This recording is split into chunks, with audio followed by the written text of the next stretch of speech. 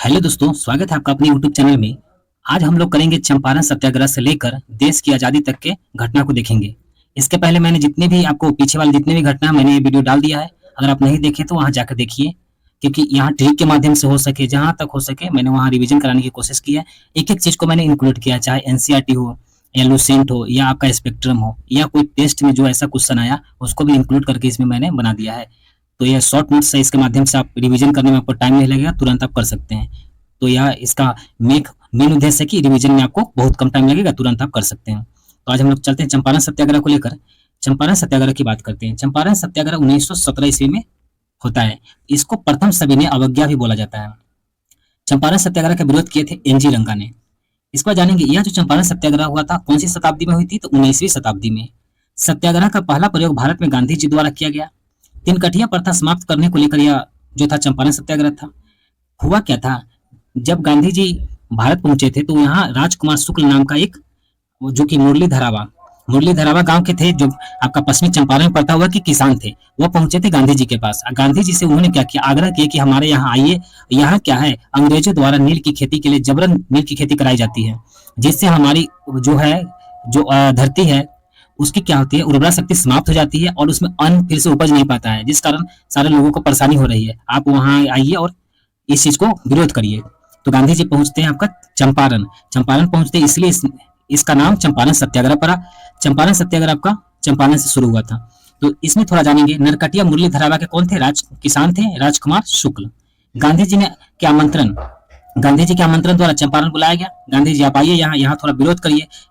तो लेकिन बात करते राजकुमार शुक्ल की। राजकुमार शुक्ल की मृत्यु 20 मई 1929 में हो जाती है। इसको बाद में चर्चा करते, पहले चंपारण हम जान लेते हैं, चंपारण के बारे में। चंपारण में क्या हुआ, गोरे ने किसानों से अनुबंध करा लिया था कि भूमि के 3/20 भाग पर क्या नील की खेती करनी होगी, जिसे तिनकठिया प्रथा कहा गया। अगर आपके पास भूमि है तो उस भूमि का 3/20 भाग पर आपको क्या करना पड़ेगा, नील की खेती करना पड़ेगा। लेकिन नील की खेती ऐसी होती थी कि एक बार आप नील की खेती अगर कर देते हैं जिस भी खेत में, वह खेत की उर्वरता पूरे समाप्त हो जाती है, दूसरी बार उसमें अन्न उपज नहीं पाता था। तो इस वजह से किसान लोग इसका विरोध कर रहे थे। और क्या हुआ था, रासायनिक बहुत सारे क्या है ना, जर्मनी में रासायनिक जो है रंग का भी विकास हो चुका था, इसलिए इनकी मांग भी कम गई थी। तो एक एक चीज को जानते चलेंगे। जैसे क्या 19वीं सदी में के अंत में जर्मनी में क्या हुआ, रासायनिक रंग यानी इसको डाई भी बोलते हैं का विकास हो गया था, जिसके कारण चंपारण के गोरे किसान जो थे, सॉरी गोरे बागान मालिक थे, गोरे बागान मालिक मतलब अंग्रेज जो थे, जो ये आपका नील की खेती करवा रहे थे, नील की खेती बंद करने को विवश हो गए। उसके बाद क्या हुआ, किसान भी नील की खेती से छुटकारा पाना चाहते थे, लेकिन परिस्थितियों को देखकर गोरे बागान मालिक क्या करता है, किसानों की व्यवस्था का फायदा उठाना चाहते थे। उन्होंने दूसरी फसलों की खेती करने को अनुबंध से मुक्त करने के बदले टैक्स में वृद्धि कर दी कि भाई अगर दूसरा फसल उपजाते हो तो इसके लिए तुमको टैक्स और ज्यादा देने पड़ेगा, टैक्स में बढ़ोतरी कर दी। जबकि गोरे बागान मालिक जो है वो जानता था कि अब हमारे नील की मांग नहीं है, क्योंकि जर्मनी ने क्या किया, नया विकास कर लिया है, तो उसकी मांग ज्यादा हो गई मार्केट में, जबकि हमारी नील की मांग बहुत कम है। इस वजह से क्या हुआ, यहाँ के इंडिया के जो जितने भी नील थे उसकी मांग कम होने लगी, जिसके कारण क्या हुआ, गोरे बागान मालिक को भी पता था कि इससे क्या होगा, हमारे नुकसान है, लेकिन वो इसका फायदा किसानों से उठा रहे थे। बोले कि अगर दूसरा चीज की खेती करते हो तो इसके लिए आपको टैक्स और ज्यादा देना पड़ेगा, और अपने द्वारा तय की गई दरों पर उत्पाद बेचने के लिए बाध्य किया कि जो हम आपको जो दर तय करते हैं उसी दर पर हम सामान खरीदेंगे तुम्हारा, उसके अलावा नहीं। इसमें और जानते हैं, जहां से क्वेश्चन बनते हैं, थोड़ा राजकुमार शुक्ल के बारे में जान लेंगे। तो राजकुमार शुक्ल मुरली धरावा के थे, नरकटियागंज के। क्या क्या गांधी जी को बुलाए थे पता है आपको। मृत्यु उनका 20 मई 1929 को हुआ। एमन ने कहा था इनके बारे में, चंपारण का अकेला मर्द था ये। एमन ने क्या किया, 300 रुपया इनके कफन के लिए भी भेजा था जब इनकी मृत्यु हो गई थी। था इस सत्याग्रह से सफलता मिली। इससे प्रभावित होकर रविन्द्रनाथ टैगोर ने क्या किया, महात्मा की उपाधि दी। महात्मा गांधी को क्या की, महात्मा की उपाधि देते हैं। ये जो सत्याग्रह था इसमें सफलता मिली, और इससे प्रभावित होकर रविन्द्रनाथ टैगोर ने महात्मा गांधी को महात्मा की उपाधि देते हैं। चंपारण सत्याग्रह के प्रमुख जो नेता थे, यहाँ से क्वेश्चन आया हुआ है तो ध्यान रखेंगे। चंपारण सत्याग्रह से प्रमुख जो नेता थे, गांधी जी थे, राजेंद्र प्रसाद थे, बृज किशोर थे, अनुग्रह नारायण सिंह थे, महादेव देसाई थे, मजरूल हक थे, नरहरि पारेख थे, जेबी कृपलानी था, और रामनवमी प्रसाद जी थे, और शंभू शरण थे। यहाँ से क्वेश्चन बनता है कि चंपारण सत्याग्रह से निम्न में से कौन है या कौन नहीं है, तो उसमें से एक चुनना होता है। तो इससे याद रखेंगे कि चंपारण सत्याग्रह में इन लोगों ने अपनी भूमिका निभाई थी। उसके बाद चलते हैं 1918 में चंपारण कृषि कमेटी की गठन होती है, जिसमें सदस्य आपका गांधी जी थे, डीजे रीड था, एलजी आदमी था। तिनकठिया पद्धति समाप्त करने को लेकर यह चंपारण कमेटी बनाई गई थी, जिसमें कहा गया 25% मुआवजा लौटाने को राजी अंग्रेजों ने किसानों को। इसमें क्या हुआ, 25% मुआवजा लौटाने को राजी हो गए अंग्रेजों ने किसानों को। बगान मालिक अंग्रेजों ने चंपारण छोड़ दिया। इसके अध्यक्ष थे, चंपारण कृषि कमेटी के जो अध्यक्ष थे वो एफ.जी. सलाई थे। इसके सदस्य थे राजा हरिहर प्रसाद, नारायण सिंह, जी रैनी, एम.ई.एल. टैनर।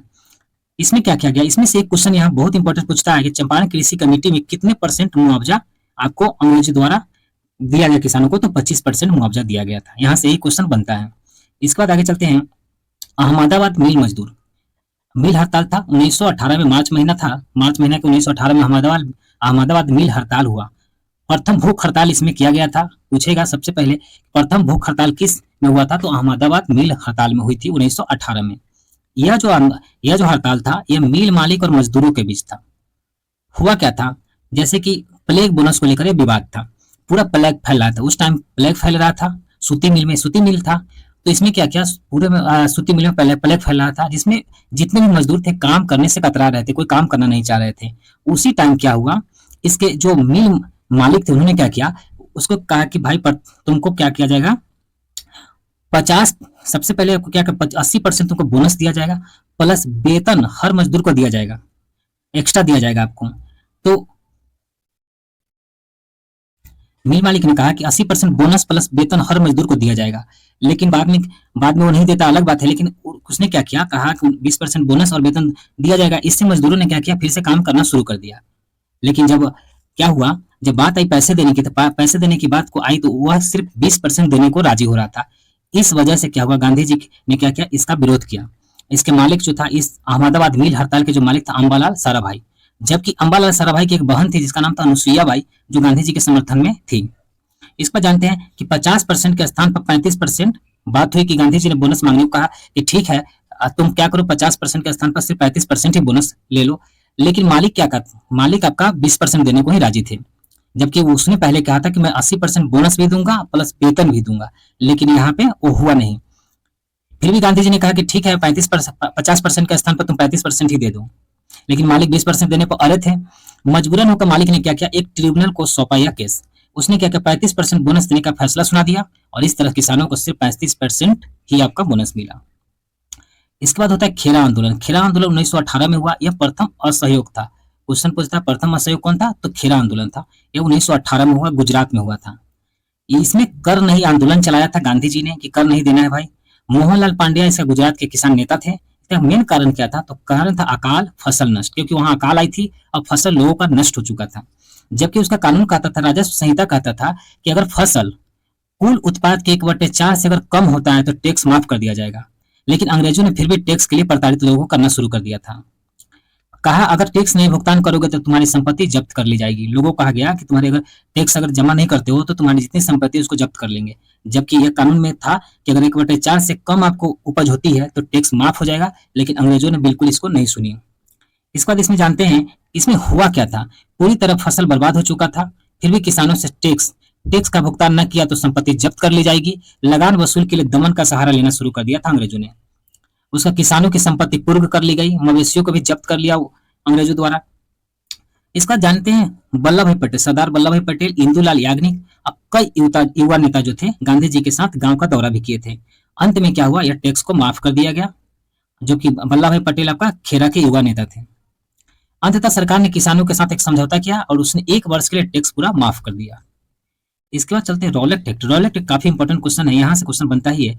और रॉलेट एक्ट 1919, रॉलेट एक्ट जिसको जलियांवाला बाग हत्याकांड, इसी का मेन, रॉलेट एक्ट से ही आपका जलियांवाला बाग मेन इंपॉर्टेंट बन जाता है, क्योंकि रॉलेट एक्ट के बाद ही जलियांवाला बाग हत्याकांड हुआ था। इसे बोलते प्रथम जन आंदोलन। प्रथम जन आंदोलन आपका जलियांवाला बाग हत्याकांड में हुआ था। 1919 की बात है। इसमें वायसराय कौन था, चेम्सफोर्ड इसका वायसराय था। 19 मार्च 1919 सर सिडनी रॉलेट कानून क्या था, कानून लाया था Rowlatt act. Sir Sydney Rowlatt ने क्या किया था, कानून लाया जिसका नाम था रॉलेट एक्ट। इसका मेन कारण था क्या था, क्रांतिकारियों का दमन करना, खासकर युवाओं को। जितने भी युवा नए नए क्रांतिकारी उभर रहे थे उनको दबाना, इसका मेन उद्देश्य यही था, इसी कारण से लाया गया था।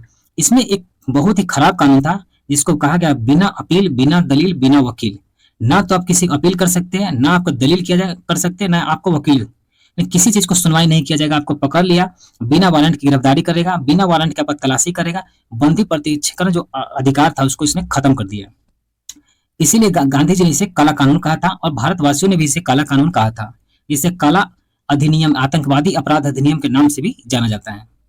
इसमें हुआ क्या था, उसके बाद क्या हुआ, सत्याग्रह प्रारंभ हुआ। जब ऐसी घटना होने लगी कि भाई जितने युवा है बिना बिना कोई अपील का, बिना दलील, बिना कोई वकील का इसमें गिरफ्तारी कर लिया जा रहा है, बिना वारंट के गिरफ्तार कर लिया जा रहा है। तो इसमें क्या कहा, 6 अप्रैल सत्याग्रह प्रारंभ होता है 6 अप्रैल 1919 से। गांधी जी ने देशव्यापी हड़ताल करवा दिया। तारीख तय की गई थी आपका 6 अप्रैल, बट क्या हुआ, यह आपका हड़ताल उपवास जैसे क्या करना, 3 चीजें इसमें रखा गया था, प्रार्थना, हड़ताल और उपवास को। बट क्या हुआ, 6 अप्रैल 1919 को गांधी जी ने हड़ताल करवाया, कहा कि इसमें प्रार्थना, हड़ताल और उपवास करना है, लेकिन तारीख की गलतफहमी के कारण सत्याग्रह प्रारंभ होने से पहले हिंसक रूप धर लिया। 6 अप्रैल आने से पहले ही क्या हुआ, पूरा हिंसक रूप धर लिया। गलतफहमी लोगों को हो गया डेट का, इस वजह से पूरा हिंसक रूप धर लिया। और गलतफहमी में दिल्ली में 30 मार्च को हड़ताल आयोजित हुआ और काफी हिंसा हुई।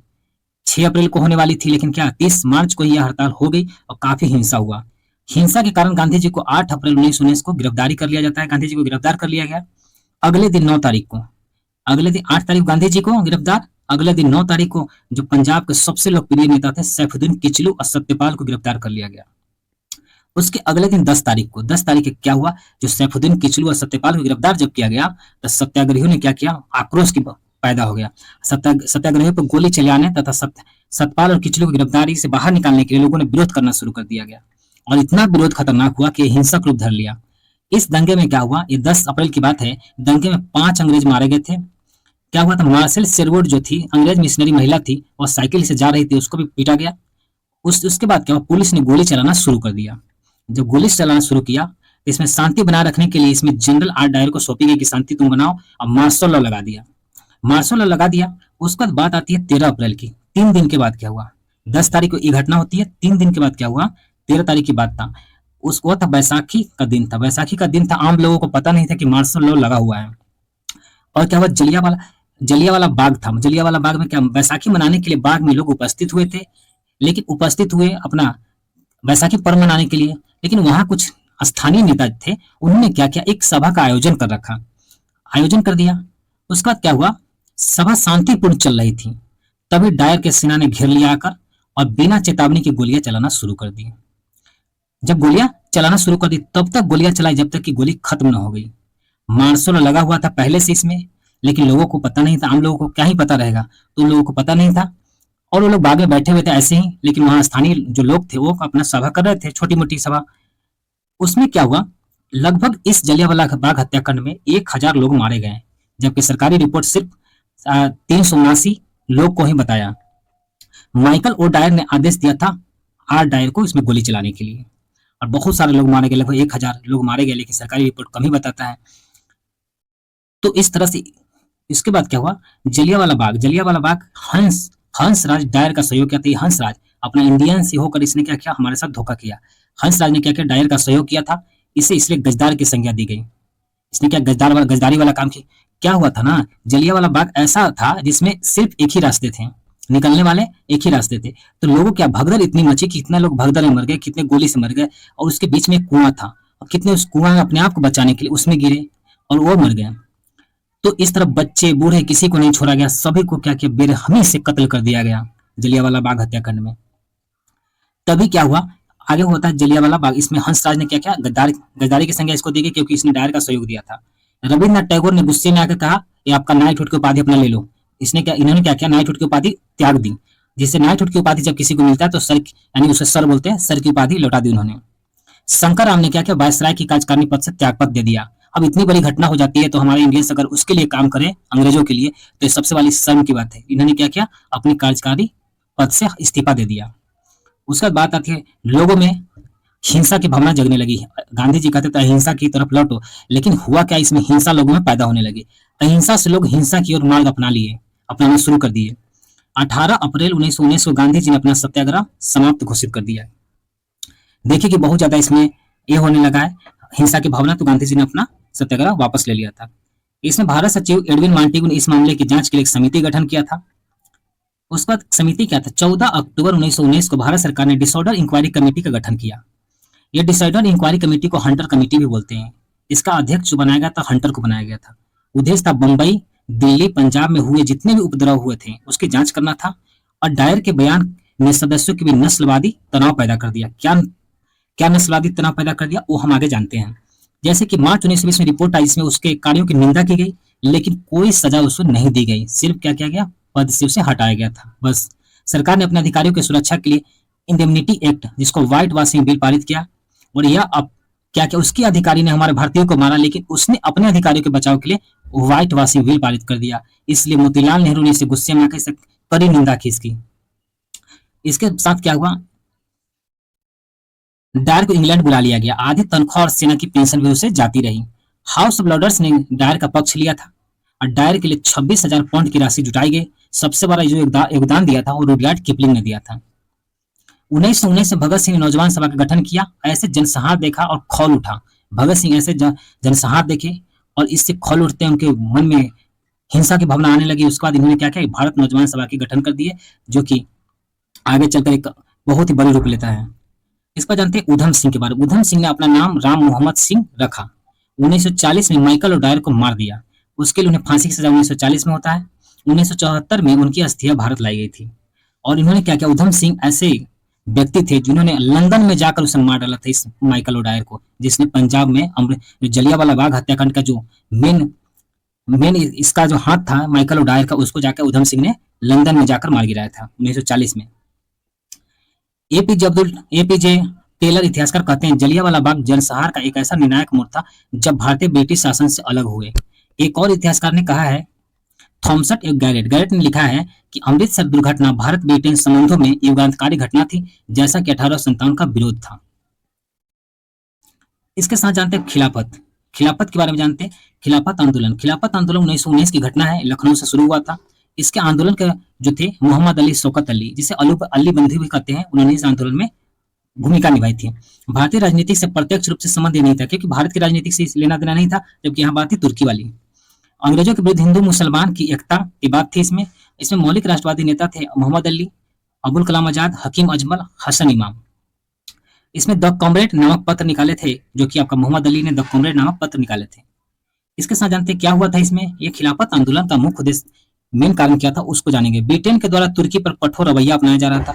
तुर्की को विभाजित कर दिया गया था, खलीफा को पद से हटा दिया गया था। इससे विश्व के मुसलमानों में रोष की लहर जो है दौड़ रही थी।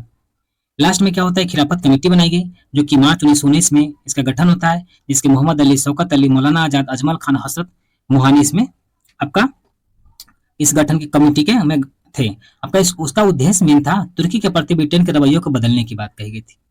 अखिल भारतीय खिलाफत कमेटी दिल्ली में 23 नवंबर 1919 को इसकी अध्यक्षता गांधी जी कर रहे थे। 1920 में गांधी जी के साथ छत्तीसगढ़ गए थे आपका शौकत अली। 1919 का मांटेग चिम्सफोर्ड जो था, इसका मकसद था द्वैध शासन को लागू करना।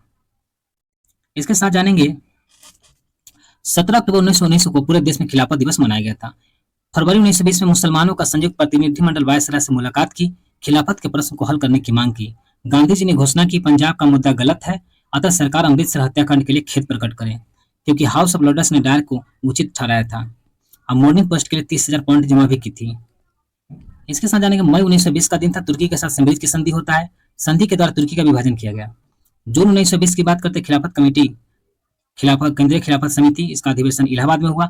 स्कूल, कॉलेज, न्यायालयों का बहिष्कार करने का निर्णय लिया गया। 1 अगस्त 1920 की बात करते हैं, असहयोग आंदोलन शुरू हुआ गांधी जी द्वारा। 31 अगस्त 1920 को खिलाफत दिवस मनाया गया था। खिलाफत समिति ने औपचारिक तौर पर असहयोग आंदोलन की शुरुआत कर देता है। इसके साथ जानते हैं असहयोग आंदोलन। असहयोग आंदोलन आपका है शुरू हुआ 1 अगस्त 1920 से, जबकि समाप्त की बात करें तो 11 फरवरी 1922 तक, लगभग 2 सालों तक चलती है। इसको जानते हैं 1 अगस्त की बात करें, 1 अगस्त 1920 को जिस दिन असहयोग आंदोलन शुरू होता है, उसी दिन बाल गंगाधर तिलक की मृत्यु हो गया। इसका असहयोग आंदोलन शुरू करने का मुख्य उद्देश्य था रौलट एक्ट, जलियांवाला बाग खिलाफत आंदोलन के उत्तर में इसको शुरू किया गया था। असहयोग आंदोलन की पुष्टि आपका दिसंबर 1920 में नागपुर अधिवेशन में करी गई थी। इसके साथ जानते हैं अली जिन्ना, बेंसेट, कारपेट, बिपिन चंद्रपाल ने कांग्रेस से छोड़ दिया, आंदोलन से सहमत नहीं थे। इन लोग जो आंदोलन से सहमत नहीं थे वो थे अली जिन्ना, बेंसेट, कारपेट। एनिवेशन की बात करते हैं, बिपिन चंद्रपाल कांग्रेस ने छोड़ दी। संवैधानिक और न्यायपूर्ण ढंग से संघर्ष चलाए जाने के पक्षधर थे। इन्होंने कहा संवैधानिक तरीके से और न्यायपूर्ण ढंग से संघर्ष चलाया जाए। इसीलिए यह आपका असहयोग आंदोलन के पक्ष में नहीं थे। सूर्यनाथ बनर्जी ने क्या किया, इंडियन नेशनल लिबरल फेडरेशन का गठन किया। सूर्यनाथ बनर्जी ने इंडियन नेशनल लिबरल फेडरेशन का गठन किया। मोतीलाल नेहरू, जवाहरलाल नेहरू, सी आर दास, सी राजगोपालचारी, किचलू, वल्लभ भाई पटेल, आसफ अली, टी प्रकाशम, राजेंद्र प्रसाद, सभी ने क्या की, वकालत छोड़ दी। जमनालाल बजाज ने क्या, राय बहादुर की उपाधि लौटा दी। गांधी जी ने कैसर हिंद की उपाधि लौटा दी। तिलक स्वराज फंड के लिए 1 करोड़ से ज्यादा धन एकत्रित किया गया, जिसमें खादी और इसमें चरखे और खादी का प्रचार किया गया। जुलाई 1921 की बात करते हैं। अली बंधु ने घोषणा की कि किसी भी मुसलमानों को सेना में रहना धर्म के खिलाफ है, सभी को त्याग पत्र देना चाहिए। इसी कारण अली बंधु को गिरफ्तार कर लिया गया। 17 नवंबर 1921 की बात है। प्रिंस ऑफ वेल्स जब भारत आगमन पे इसका आया तो इसका विरोध किया गया काला झंडा दिखाकर। अली बंधु के रिहाई नहीं करने के कारण गांधी जी ने प्रिंस ऑफ वेल्स का भारत आगमन पर बहिष्कार किया। सबसे पहले कहा कि ये अली बंधु को सबसे पहले आप क्या करो, छोड़ो। बिहार से राजेंद्र प्रसाद और गुजरात से आपका वल्लभ भाई पटेल आंदोलन में भूमिका निभा रहे थे। मई 1921 की बात है। गांधी और रीडिंग के बीच वार्ता होता है। सार्वजनिक सभा पर प्रतिबंध, प्रेस को प्रतिबंधित कर दिया गया। इस पर दिसंबर 1921 की बात करते, कांग्रेस अधिवेशन अहमदाबाद से होता है, जिसमें अध्यक्ष थे सी आर दास, लेकिन जेल में होने के कारण इसे संभाले थे अजमल खान ने। अब शुरू होता है असहयोग आंदोलन। असहयोग आंदोलन के बारे में एक एक चीज को अब जानेंगे मुख्य रूप से। असहयोग आंदोलन 1 अगस्त 1920 से शुरू होता है। उसके बाद क्या हुआ, 5 फरवरी 1922 असहयोग आंदोलन के ही टाइम में, जब 1 अगस्त 1920 से शुरू होता है असहयोग आंदोलन, और 5 फरवरी 1922 को चौरी चौरा कांड हुआ। चौरी चौरा कांड आपका गोरखपुर जिले में, जो कि यूपी में पड़ता है, इसमें 22 पुलिसकर्मी को मार डाला। जिसमें एक थानेदार था, एक सिपाही था, जिसे क्या किया, मार डाला लोगों ने। उसके बाद क्या हुआ, 6 फरवरी 1922 को आंदोलन को स्थगित किया गया, जबकि 12 फरवरी 6 दिन के बाद बारदोली प्रस्ताव द्वारा इस आंदोलन को समाप्त कर दिया गया। 12 तारीख को यह होता, अगले महीने 13 मार्च को 1922 को गांधी जी की गिरफ्तारी हो गया, क्योंकि असंतोष भड़काने के कारण गांधी जी को गिरफ्तारी करी गई थी। गांधी जी को 6 वर्ष की सजा सुना दिया बूमफील्ड ने, क्योंकि क्या था, बूमफील्ड न्यायाधीश था, उसने 6 वर्ष की सजा गांधी जी को सुना दिया। इसके बाद क्या हुआ, 5 फरवरी 1924 को गांधी जी रिहा हो जाते हैं। याद ऐसे रखेंगे, 5 फरवरी 1922 को चौरी चौरा कांड, अगले आपका 2 साल के बाद गांधी जी को छोड़ा गया था। यानी 5 फरवरी 1924 को गांधी जी को रिहा किया गया, चौरी चौरा कांड के 2 साल के बाद। गांधी जी को रिहा इसलिए किया गया कि उनका स्वास्थ्य क्या था, खराब था, स्वास्थ्य संबंधी कारणों से उन्हें छोड़ा गया। इसके बाद जानते, असहयोग आंदोलन के समय खादी को लोकप्रिय बनाया गया, राष्ट्रीय स्कूलों की स्थापना की गई, शराबबंदी समर्थन में अभियान चलाया गया, अस्पृश्यता उन्मूलन चलाया गया, हिंदू मुस्लिम एकता पर बल दिया गया। इसके साथ ही सी आर दास, मोतीलाल नेहरू, सुभाष चंद्र बोस, जवाहरलाल नेहरू गांधी के आंदोलन वापस लेने से असहमति प्रकट की, क्योंकि गांधी जी ने अचानक से जब आंदोलन को वापस ले लिया तो लोग, जैसे मोतीलाल नेहरू थे, सी आर दास थे, जवाहरलाल नेहरू थे, इन्होंने क्या किया, असहमति प्रकट करने लगे। गांधी जी इस तरह से लोगों को क्या किया, आंदोलन पीछे हट रहे हैं इस चीज को लेकर। इसमें कहा, गांधी जी ने अपने ऐतिहासिक भाषण में कहा, मैं यहाँ इसलिए आया हूँ क्योंकि मुझे यह एहसास हुआ कि कानून के उल्लंघन एवं विचारपूर्वक हिंसा के लिए मैं प्रसन्न होकर सजा पा सकता हूँ। उसके बाद 1922 से 27 के काल था, उसे सुषुप्त काल कहते हैं। इसमें कुछ नहीं हुआ, सुषुप्त काल रहा। 1923 में एक घटना होती है जिसको बोलते हैं कांग्रेस खिलाफत स्वराज पार्टी। स्वराज पार्टी इलाहाबाद में चित्तरंजन दास और मोतीलाल नेहरू ने इसकी स्थापना करे। चित्तरंजन दास इसके अध्यक्ष बने, जबकि मोतीलाल नेहरू इसके सचिव बने थे। बात यही कर लेते, चित्तरंजन दास की मृत्यु आपको 1925 में होती है, 16 जून को। इसको जानते, 37वां अधिवेशन जो हुआ दिसंबर 1922 में गया में, इसके अधिवेशन जिसकी अध्यक्षता कौन कर रहे थे, सी आर दास कर रहे थे, जो अध्यक्ष थे, मोतीलाल नेहरू इसके मंत्री थे। 1922 वाला घटना गया वाला जो है उसको याद रखेंगे, क्योंकि ये बार बार यहाँ से क्वेश्चन आते हैं। 1924 की बात करते हैं, बेलगांव अधिवेशन। बेलगांव अधिवेशन महात्मा गांधी इसकी अध्यक्षता करते हैं। सिर्फ एक बार बेलगांव अधिवेशन में अध्यक्ष चुने गए थे गांधी जी, इसे याद रखेंगे। खलीफा पद 1924 में ही समाप्त कर दिया गया। अब 1925 की बात करते हैं। 1925 में आपको काकोरी कांड, 9 अगस्त 1925 को काकोरी कांड शुरू हुआ लखनऊ में, सहारनपुर लाइन 8 डाउन ट्रेन से, जो कि काकोरी नामक गांव में रेल विभाग का खजाना लूटा गया। खजाना लूटने में जो हाथ था वो राम प्रसाद बिस्मिल का था, राजेंद्र लाहिड़ी का था, रोशन सिंह थे, अशफाक उल्लाह था। फर्स्ट में फांसी इसमें दिया गया था राजेंद्र लाहिड़ी को।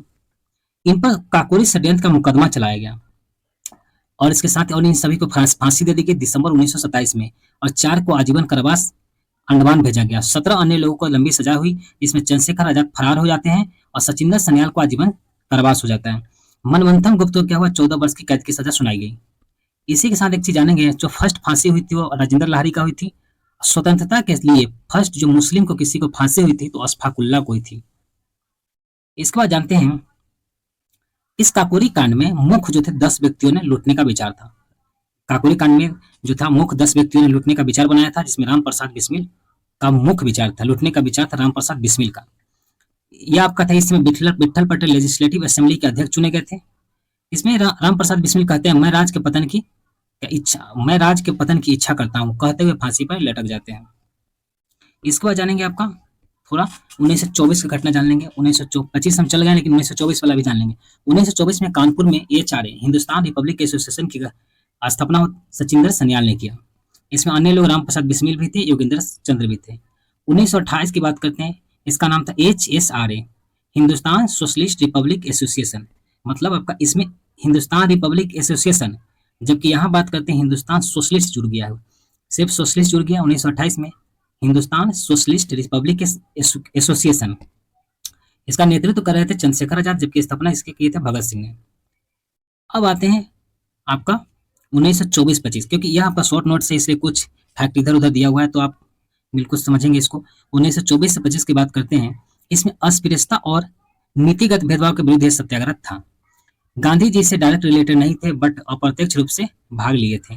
यह था बायकोम सत्याग्रह। बायकोम सत्याग्रह 1924 से 25 कौन इजवा जाति द्वारा त्रावणकोट केरल में था। मंदिर में प्रवेश को लेकर था, मंदिर में प्रवेश के लिए था। यहाँ से एक ही चीज पूछता है, बायकोम सत्याग्रह तो 1924 से 25 कौन सी जाति के लिए था, इजवा जाति के लिए, मंदिर में प्रवेश से संबंधित था। इस बार चलते साइमन कमीशन। साइमन कमीशन की बात करते, साइमन कमीशन में 7 सदस्य थे, जिनमें एक क्या था, इटली भी था। मकसद इसका क्या था कि सरकारी प्रशासन की जांच करना था, जो सरकारी प्रशासन उसकी जांच करना था। घोषणा इसकी साइमन कमीशन की घोषणा आपका 8 नवंबर 1927 को हुआ। साइमन कमीशन की घोषणा 8 नवंबर 1927 को हुआ, जबकि साइमन कमीशन बंबई पहुंचता है 3 फरवरी 1928 को। स्वागत में इसके काले झंडे दिखाए गए। नारा था साइमन गो बैक, और नारा देने वाले कौन थे, तो लाला लाजपत राय थे। इसका मुख्य मकसद क्या था, भारत में सरकारी प्रशासन की जांच करना है और 1919 के भारत सरकार अधिनियम जो कामकाज है उसकी समीक्षा करना है। और 1919 मांटेगू चेम्स्फोर्ड सुधार पर जांच करने के लिए ये आया था। साइमन कमीशन का बहिष्कार न करने वाले पार्टी थे जस्टिन पार्टी थे, दक्षिण भारत के यूनिवर्सिटी पार्टी थी, छोटू राम का पार्टी था। उन्होंने इसकी क्या किया था, साइमन कमीशन का बहिष्कार नहीं किया था। जबकि बात करें मुस्लिम लीग से आपका जिन्ना इसका विरोध किया था, मोहम्मद शफी ने इसका विरोध किया था। इसके साथ ही जानते हैं साइमन कमीशन का अध्यक्ष साइमन था। इसे व्हाइट मैन कमीशन भी कहते हैं। साइमन कमीशन का दूसरा नाम व्हाइट मैन कमीशन भी है। लाठी से लाला लाजपत राय को पीटा गया लाहौर में, और उनकी मृत्यु हो जाती है 15 नवंबर 1928 को। इस समिति के मेंबर अंबेडकर थे। कमीशन की सहायता के लिए अंबेडकर ने खुले स्तर पर इसका विरोध किया था। इसके साथ चलेंगे सोडर सत्याग्रह। सोडर सत्याग्रह आपका 1928 की घटना है। दिसंबर 1928 में लाहौर से सोडर्स की हत्या 17 दिसंबर 1928 को भगत सिंह द्वारा कर दिया गया। भगत सिंह ने इसमें नारा दिया था इनकलाब जिंदाबाद का। और लाहौर षड्यंत्र केस के तहत भगत सिंह को फांसी दी गई, जिसमें भगत सिंह, सुखदेव और राजगुरु तीनों को फांसी दे दी गई 23 मार्च 1931 का।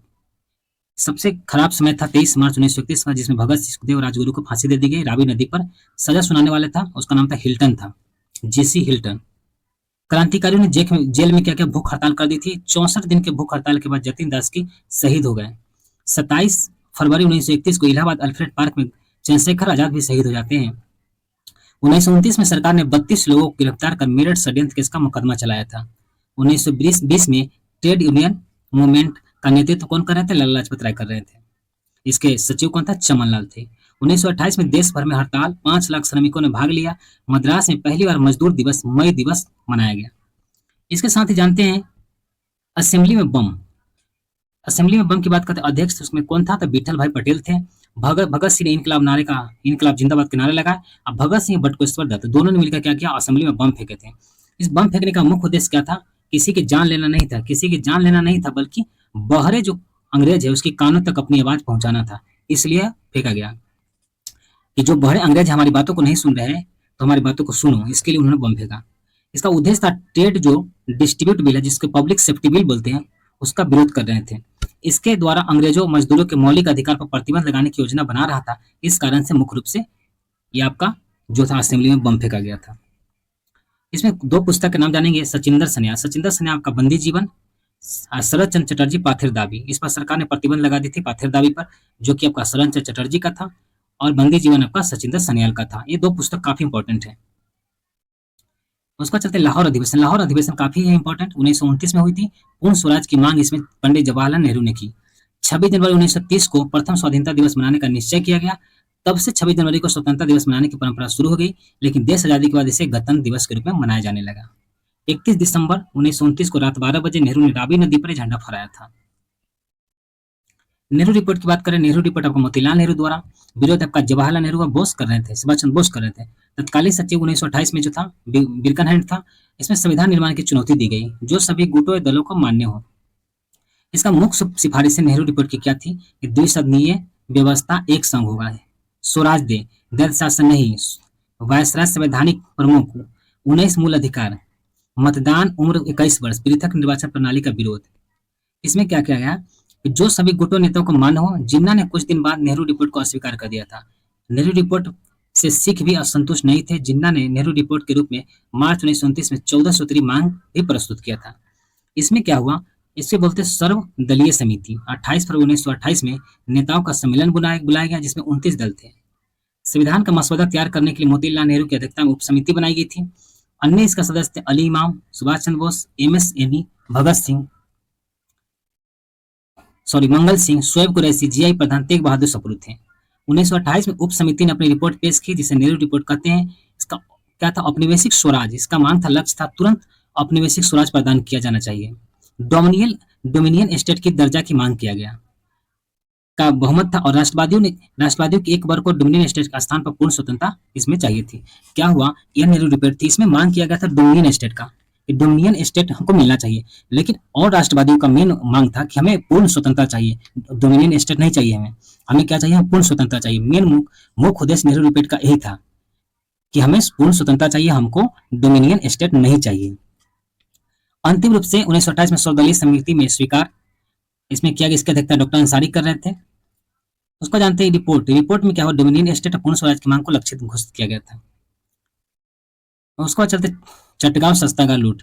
चटगांव शस्त्रागार लूट के बारे में जानते हैं। अप्रैल 1930 में हुआ था। आपकी इसकी स्थापना इसको बोलते हैं HIRA। सुरसेन ने इसकी स्थापना की। सुरसेन क्या था, चटगांव शस्त्रागार लूट क्या था, पहले एक चीज जानेंगे। चटगांव शस्त्रागार लूट यह अप्रैल 1930 में यह आपका हुआ था। इसकी जो स्थापना किए थे वो सुरसेन ने किया। HIRA की स्थापना किसने किया, सुरसेन ने किया। सुरसेन एक शिक्षक थे जो कविताओं से प्यार था, इसी का नाम था मास्टर दा। यहाँ से क्वेश्चन आता है, मास्टर दा के नाम से किसे जानते हैं, तो सुरसेन को जानते हैं।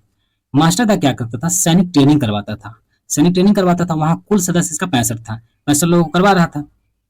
इसका मुख्य उद्देश्य था, इसमें लड़की भी थी, दो लड़की थी, प्रीति लता वाडेकर और कल्पना दत्ता। सुरसेन क्या था, सुरसेन के बारे में थोड़ा जानते हैं। सुरसेन एकदम मृदुभाषी था, बहुत मीठा बोलता था, अच्छा बोलता था, शांत स्वभाव का आदमी था, लगनशील व्यक्ति था सुरसेन। क्रांतिकारी गतिविधियों में रहने के कारण 2 साल की उसे सजा हो जाती। 1926 से 28 तक सुरसेन को क्या किया गया, 2 साल की सजा हो गई। जेल से रिहा होने के बाद इसने प्लान बना लिया कि अब भाई डायरेक्ट क्या करना है, हमला बोलना है। और यह लोगों को ऐसी ऐसी बातें बोल के सैनिक ट्रेनिंग करवाता ही था और लोगों को जो उसमें ट्रेनिंग करने वाले जो थे उसे ऐसी ऐसी बातें बोल के उसने ट्रेंड करवा दिया। और जेल से रिहा होने के बाद सशस्त्र विद्रोह की योजना बनाई कि अब क्या करेंगे, हथियार लूटेंगे भाई। और हथियार लूटने की योजना बनाई इन्होंने। और क्या किया, एक योजना बनाया और धावा बोल दिया। धावा बोलता था, पहले क्या किया, डिपार्टमेंट बना दिया।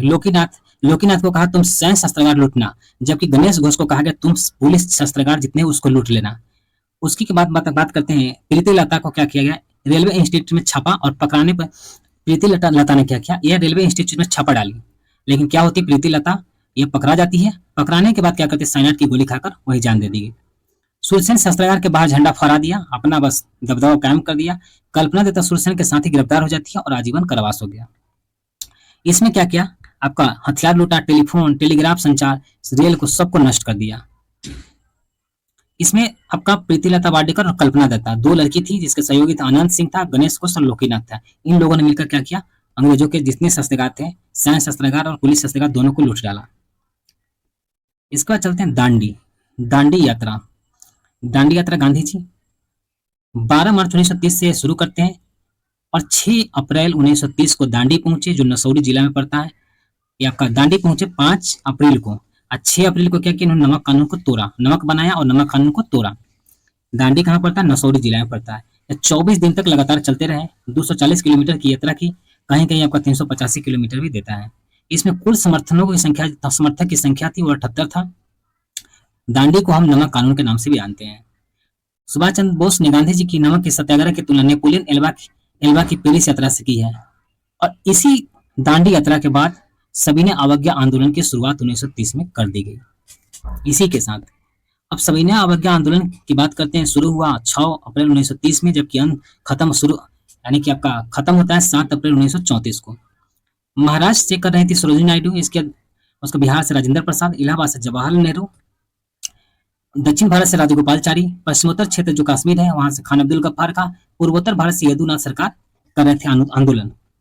इसका जानते तमिलनाडु से आपका तंजौर के समुद्री तट पर नमक यात्रा प्रारंभ किया श्री राजगोपालचारी। मलाबार से के कलप्पन जो कि कालीकट से कोयनूर की यात्रा करते हैं। आंध्र प्रदेश के गोदावरी, कृष्णा और गुंटूर पे कम्माराजू नमक पद यात्रा शुरू किए थे। इसका जानते उड़ीसा से गोपाल बंधु चौधरी, असम से कनिंघम सर्कुलर, विरोध में छात्रों ने नेतृत्व किया। इसमें क्या किया? असम से छात्रों ने नेतृत्व किया था। क्योंकि बंगाल की बात करते हैं, बंगाल से सुभाष चंद्र बोस, जेएम सेनगुप्त नमक तथा चौकीदारी के विरोध में किया। बिहार से बात करते हैं, बिहार से आपका चंपारण, सारण, पटना में नखास तालाब से नेतृत्व किया अंबिका कांत सिन्हा ने नमक सत्याग्रह का। भागलपुर से राजेंद्र प्रसाद, अब्दुल बारी ने नमक तथा चौकीदारी कर का विरोध किया। मुंगेर में आपका चौकीदारी कर का विरोध किया गया।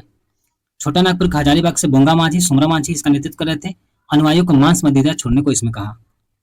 पेशावर से खान अब्दुल गफ्फार का कर रहे थे, जिसे सीमांत गांधी कहते हैं या बदशाह खान कहते हैं। खान अब्दुल गफ्फार खा के एक दल था जिसका नाम था लाल कुर्ती दल। उत्तर पश्चिम सीमा प्रांत से खान अब्दुल गफ्फार खां कर रहे थे। सविनय अवज्ञा में महत्वपूर्ण भूमिका निभाए थे खान अब्दुल गफ्फार खां। धरासाना से 21 मई 1930 को सरोजिनी नायडू कर रहे थे। इमाम साहब कर रहे थे। जो मनीलाल कौन थे? गांधी जी के पुत्र थे, वह कर रहे थे। नमक और खाने पर धावा बोल दिया था इसमें। मणिपुर नागालैंड से गांवों को एक रानी गेडेनलू कर रही थी। रानी गेडेनलू की उम्र मात्र 13 वर्ष की थी। 1932 में गिरफ्तार हो जाती है, आजीवन कारावास इनको हो गया। 1937 में मिली चाचा नेहरू यानी कि पंडित जवाहरलाल नेहरू से शिलांग जेल में। नेहरू ने इन्हें रानी की उपाधि दी थी। पहाड़ों की बेटी कहा किसे? रानी गेडेनलू को। यानी कि नेहरू ने किसे रानी की उपाधि दी? तो रानी गेडेनलू को। रानी गेडेनलू का जन्म 26 जनवरी 1915 को मणिपुर में हुआ था, नूक कांगो गांव में। इस पर चलते महिलाओं ने भी विदेशी कपड़ों की दुकानों, शराब के ठेकों पर धरने दिए। छात्रों ने भी विदेशी कपड़ों, शराब के ठेकों पर धरना दिया। अगस्त 1930 की बात है। मोतीलाल नेहरू, जवाहरलाल नेहरू ने क्या किया? गांधी जी से विचार विमर्श करने के लिए यरवदा जेल पहुंचते हैं। इसके बाद होता है गांधी इरविन समझौता। गांधी इरविन समझौता 1931 में हुआ। इसे गांधी इरविन पैक्ट भी कहते हैं। दिल्ली समझौता भी इसे कहा जाता है। गांधी और इरविन के बीच हुआ। कब हुआ? 5 मार्च 1931 को हुआ। सविनय अवज्ञा आंदोलन वापस ले लिया। उसके बाद क्या हुआ? कराची अधिवेशन 1931 में 29 मार्च 1931 को गांधी इरविन समझौते की स्वीकृति प्रदान करने के लिए मंजूरी दे दी गई थी। इससे 6 दिन पहले क्या हुआ था? इससे 6 दिन पहले ही भगत सिंह, सुखदेव और राजगुरु को फांसी हुई थी, जिससे लोग ऐसे ही क्रोध में थे। इसी में गांधी जी ने इस बात का इसी अधिवेशन सुभाष चंद्र बोस ने गांधी जी की लोकप्रियता और सम्मान का प्रकाश माना।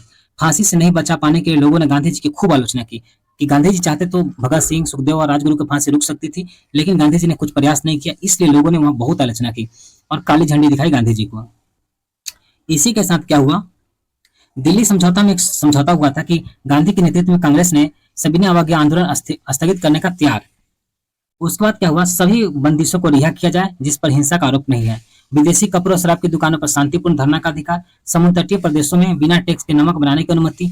इस समझौते ने लोगों की निराश किया, क्योंकि भगत सिंह को फांसी हो गई थी, इस वजह से सिर्फ निराश किया था। इस समझौते के परिप्रेक्ष्य में क्या कहा सरोजिनी नायडू ने? जो गांधी इरविन समझौता हुआ था उसमें सरोजिनी नायडू ने कहा कि यहाँ 2 महात्मा की संज्ञा दी। गांधी और इरविन को 2 महात्मा की संज्ञा दी थी। इरविन के जीवनीकार एलन जॉन ने गांधी जी इरविन समझौते में गांधी जी के लोगों को सांत्वना पुरस्कार और इरविन को एकमात्र आत्मसमर्पण के रूप में बातचीत के लिए सम्मत करवाया। इसके बाद होता है आपका प्रथम गोलमेज। इसी में गांधी जी ने कहा गांधी मर सकता है लेकिन गांधीवाद नहीं। कराची अधिवेशन 1931 में ही गांधी जी ने कहा था गांधी मर सकता है लेकिन गांधीवाद नहीं। कराची अधिवेशन में मौलिक अधिकारों से संबंधित था। इसके बाद जानते हैं प्रथम गोलमेज सम्मेलन। प्रथम गोलमेज सम्मेलन आपका 12 नवंबर 1930 से लेकर 19 जनवरी 1931 तक होता है। इसमें अम्बेडकर, तेग बहादुर सप्रू ने भाग लिया था। एक जो है अम्बेडकर, तेग बहादुर सप्रू ने तीनों सम्मेलन में भाग लिया था। प्रथम गोलमेज सम्मेलन की बात करते हैं, इसमें वायसराय इरविन था, जबकि पीएम की बात करें मैकडोनाल्ड था। यह हुआ कहाँ था? सेंट जेम्स महल में हुआ था, लंदन में।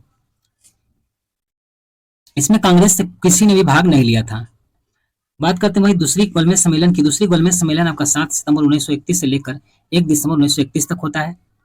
इसमें भी मैकडोनाल्ड पीएम था। इसमें गांधी जी ने भाग लिया, कांग्रेस की तरफ से गांधी जी ने भाग लिया। ऐसे भाग लेने वाले 31 प्रतिनिधि थे, लेकिन गांधी जी कांग्रेस की तरफ से भाग लेने वाले थे। गांधी जी क्या होता है 29 अगस्त 1931 को लंदन रवाना होते हैं। एसएस राजपूताना जहाज से मुंबई से लंदन पहुंचे और ठहरे किंग्सले हॉल में। और उसके बाद क्या हुआ, इस गोलमेज सम्मेलन में भाग लेते हैं।